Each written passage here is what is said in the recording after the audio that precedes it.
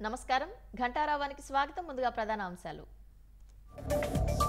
Gudlavalleru engineering కళాశాల ఘటనపై case నమోదు ఎలాంటి రహస్య కెమెరాలు గుర్తించలేదన్న ఎస్పీ గంగాధర్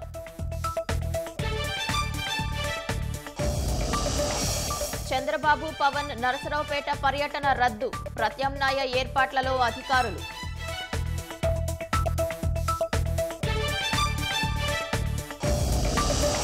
మచిలీపట్నంలో వెలుగులోకి ఆన్లైన్ మోసాలు ప్రజల నుంచి డబ్బులు వసూలు యాప్ తొలగింపు